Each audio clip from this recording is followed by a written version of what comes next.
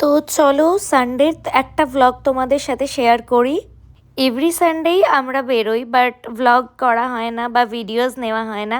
তাই ভাবলাম এই সানডে বেরিয়েছি, কি করলাম তোমাদের সাথে শেয়ার করা যাক।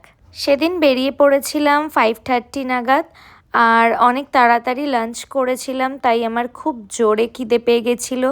আর আমি নিয়ে নিয়েছিলাম প্রোটিন বার, আর এই প্রোটিন বারটা আমার খেতে খুবই ভালো লাগে।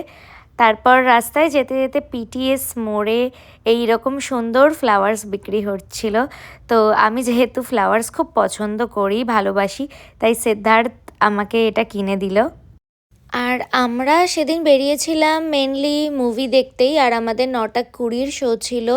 বাট তাড়াতাড়ি বেরোনোর কারণ ছিল যে সিদ্ধার্থের এই বাইকের শোরুমে কিছু কাজ ছিল, তারপরে সেইখানে কাজ মিটিয়ে আমরা বেরিয়ে পড়লাম। যেহেতু আমাদের কাছে তারপরেও অনেক টাইম ছিল, তাই সিদ্ধার্থের একটা ফ্রেন্ডের ক্যাফেতে চলে গেলাম, কারণ আমাদের দুজনেরই খুব খিদে পেয়েছিল।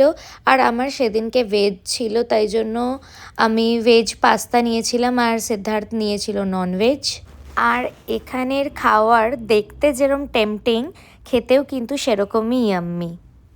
তারপরে আমরা খাওয়া দাওয়া কমপ্লিট করলাম, করে বেরোলাম 9টা নাগাদ ক্যাফে থেকে, কারণ আমাদের 9:20 শো ছিল, তোমাদের আগেই বললাম। আর পৌঁছে গেলাম মিরাজে। তোমরা কারা কারা মারদানি 3 দেখেছো আমাকে কিন্তু অবশ্যই জানিও। আমার তো বেশ ভালোই লেগেছে। আর মুভি দেখতে দেখতে আমরা পপকর্নও নিয়েছিলাম, কারণ মুভি দেখবো পপকর্ন খাবো না সেটা তো হতেই পারে না।